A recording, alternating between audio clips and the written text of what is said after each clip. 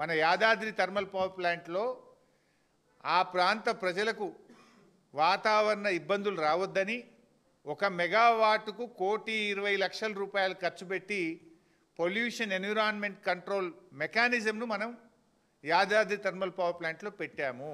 అంటే ₹8.63కి యాదాద్రి 1 మెగావాట్ ఉత్పత్తి అయితే అందులో ఎఫ్జీడీ మీద పెట్టిన ఖర్చు 1,20,00,000. అది తీసేస్తే నిజంగా ఎంతకైనట్టు మనకు 7,40,00,000కి అయినట్టు. ఇవాళ మీరు రూపొందించిన రామగుండం థర్మల్ పవర్ ప్లాంటు ఎఫ్జీడీ లేదు, అందులో ఎన్విరాన్మెంట్ కంట్రోల్ సిస్టమ్ మీరు తీసేసినారు కాస్ట్ ఎక్కువైతుందని. అది తీసేసి కూడా 14 కోట్లు పెట్టిండ్రు, అంటే డబుల్ ద కాస్ట్. యాదాద్రి 7.5కి అయితే మీరు 14 ప్రతిపాదించిండ్రు, పూర్తయ్యే వరకు 16 అవుతుంది. డబుల్ ద కాస్ట్ అవుతుంది. మీరు అర్థం చేసుకోండి, 800 మెగావాట్లకు ఈచ్ మెగావాట్కు 7 కోట్లు ఎక్కువ పెట్టిండ్రు.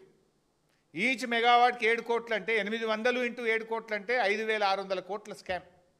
అంటే రామగుండంలో 5,600, పాల్వంచలో 5,600 కొడతారు, ఈ మక్తల్లో 5,600.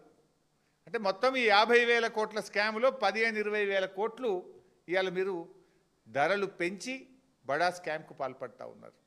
It's very clear. ఇప్పుడు ఇదే రాష్ట్రంలో యాదాద్రి మేము కట్టినాం కదా, ఇంకా యాదాద్రి అన్న గ్రీన్ ఫీల్డ్ ప్రాజెక్ట్. అక్కడ యాదాద్రిది ఏంది, భూమి మొత్తం మనమే కొన్నాం, అటవీ శాఖకు డబ్బులు కట్టినాం, నిరాశ్రయులకు R&R ప్యాకేజ్ ఇచ్చినాం, అక్కడ మొత్తం పవర్ లైన్స్ అన్ని కూడా కొత్తగా వేసుకున్నాం. అక్కడ ఎవ్రీథింగ్ న్యూ.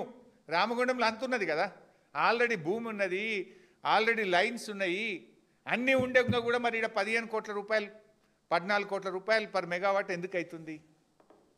ఇదంతా కూడా ఒక స్కామ్.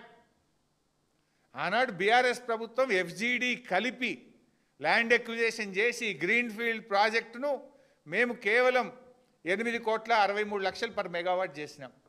ఎఫ్జీడీ తీసేస్తే 740 పర్ మెగావాట్. మీరు ఇలా ఎఫ్జీడీ తీసేసి పర్ మెగావాట్ 14 కోట్ల రూపాయలు పెట్టినారు. ఈ స్కామ్ కాదా? అంటే దీన్ని బట్టి ఒక్క రామగుండంలోనే 5-6 వేల కోట్ల కమిషన్కు రూపకల్పన చేసినారు. అదే పద్ధతుల్లో పాల్వంచ మరియు మక్తల్ పవర్ ప్లాంట్లు.